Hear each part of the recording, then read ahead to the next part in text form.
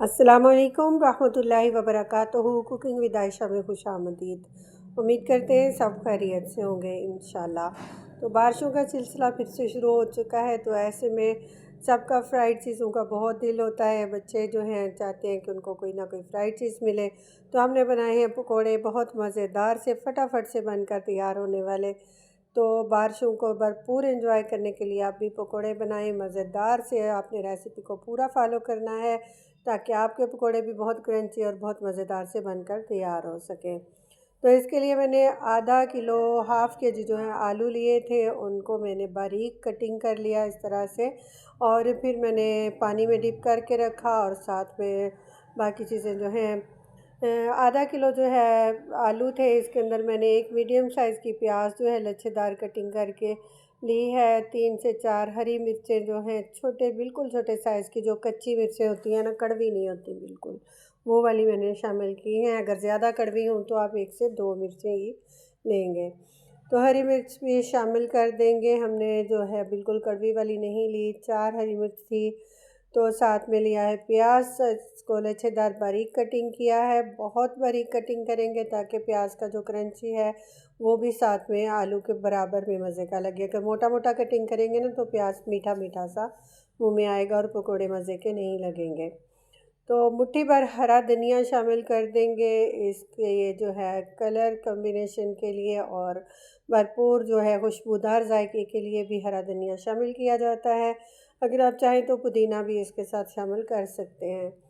तो स्पाइसेस में हमने लिया है नमक जो है 1 टीस्पून से थोड़ा सा कम लेंगे।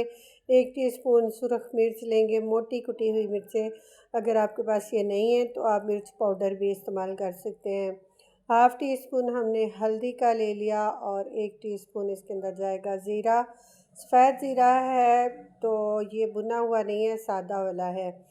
और 2 टीस्पून इसके अंदर हमने मोटा कुटा हुआ सूखा धनिया जो है वो शामिल कर देंगे। साथ में जाएगी इसके अंदर अजवाइन, 1/4 टीस्पून। 2 से 3 चुटकी है, 1/4 टीस्पून है अजवाइन शामिल कर देंगे। और बेसन जो है आपने छान कर इस्तेमाल करना है, क्योंकि इस मौसम में अक्सर सुंडी वगैरह भी लगी होती है। वैसे भी बेसन मैदा वगैरह जो भी लेना तो उसको छान कर इस्तेमाल किया करें ताकि वो उसके लंग्स भी ना बने, और अगर कोई सुंडी वगैरह अंदर है तो वो भी निकल जाए।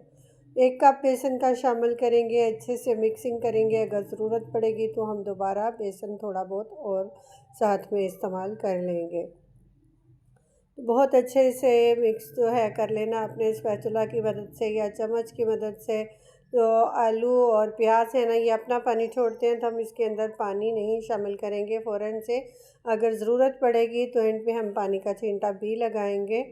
तो अच्छे से मिक्स करेंगे, तमाम मसाले जो हैं अच्छे से मिक्स हो जाएं। तो बेसन मुझे कम लग रहा था तो हाफ़ कप बेसन मैंने और लिया है। तो ये हमने जो है ना अच्छे से मिक्स कर लेना है। अच्छा, मेरा ना पाव बेसन था जो 2 कप थे, तो उसमें से 1.5 कप जो है इस्तेमाल हुआ मेरा और हाफ़ कप जो है वो बच गया। तो अच्छे से मैंने मिक्स कर लिया स्पैचुला की मदद से। उसके बाद जब मैंने देखा कि बेसन इसके अंदर काफ़ी है तो हाथ से अच्छे से मिक्स कर लेंगे ताकि हर एक जो स्लाइस है ना आलू का उसके साथ अच्छी तरह से बेसन जो है लगे। अगर आप ज़्यादा बेसन वाले पकोड़े पसंद करते हैं तो फिर आपने 2 कप बेसन ही शामिल कर लेना है, लेकिन ज़्यादा क्रंची बनाने के लिए जो है बेसन थोड़ा कम रखेंगे। पानी का हल्का सा छींटा लगाएंगे ताकि अच्छी तरह से ये जो है बेसन इसके साथ लग जाए। तो हमने इसको पतला बिल्कुल भी नहीं करना है, बल्कि हमने इसको ढक के छोड़ देना है थोड़ी देर के लिए। तो 2 चुटकी के बराबर जो है मीठा सोडा एंड पे लगाएंगे इसको। अगर आप चाहते हैं पकोड़े थोड़े से फूले हुए भी हों तो मीठा सोडा भी जाएगा, अदरवाइज़ आप स्किप भी कर सकते हैं। बहुत क्रंची पकोड़े ये बनेंगे इंशाल्लाह। तो अच्छे से मिक्स करने के बाद हमने इसको 15 मिनट के लिए स्टे दे देना है और उसके बाद हम फ्राई कर लेंगे। तो 15 मिनट हो चुके थे, हमने इसको खोल लिया। अब दोबारा से मिक्स करेंगे। अब देखें तो हल्का सा गीला गीला से बेसन जो है हो गया है, लिक्विड थोड़ा सा बन गया है, क्योंकि आलू ने अपना पानी भी छोड़ा है। तो पैन हमने चूल्हे पे चढ़ा लिया है। मीडियम फ्लेम के ऊपर हमने पकोड़े जो हैं फ्राई करने हैं, हाई फ्लेम पर नहीं करेंगे। अगर हाई फ्लेम पर करेंगे तो ऊपर से वो जल्द गोल्डन हो जाएंगे और अंदर से कच्चे रहेंगे। अगर लो फ्लेम पर करेंगे तो बहुत ज़्यादा ऑयली बनेंगे। तो हमने इसको मीडियम टू लो फ्लेम पर करना है, ना कि लो फ्लेम पर, ताकि ये बहुत ज़्यादा ऑयली भी ना बने और हमारे पकोड़े जो हैं जलें भी नहीं और कच्चे भी ना रहें। तो 6 से 7 मिनट लगते हैं, तकरीबन 8 मिनट 7 मिनट में पकोड़े जो हैं अच्छे से तैयार हो जाते हैं। तो 3 मिनट तक में एक साइड इनकी जो है हो जाती है गोल्डन, तो हम इसकी साइड चेंज कर लेंगे। सारे पकोड़े जो हैं आपने साइड चेंज कर लेनी है और अच्छे से पकने देने हैं। तो फ्लेम आपने हाई नहीं करना है। और जो लोग मेरे चैनल पर नए हैं प्लीज़ चैनल को सब्सक्राइब करें, वीडियो को लाइक और शेयर ज़रूर किया करें। कमेंट बॉक्स में छोटे मोटे कमेंट करते रहा करें, आपके कमेंट्स पढ़ना भी हमें अच्छा लगता है, इंतज़ार रहता है आपके कमेंट्स का, लाइक्स का। तो माशाल्लाह से इतनी देर में पकोड़े जो हैं हमारे तैयार हो चुके हैं। बाकी सारे जो मटेरियल है हमारा उसके भी हम इसी तरह से पकोड़े जो है फ्राई कर लेंगे। पलटते पलटते हुए अच्छे से गोल्डन फ्राई करेंगे और ये बहुत मज़ेदार, बहुत क्रंची पकोड़े बनकर तैयार होते हैं। तो इसके साथ हमने सर्विंग के लिए जो है रायता बना लिया था, धनिया और हरी मिर्च ली, नमक लिया, ज़ीरा लिया और हमने रायता बना लिया।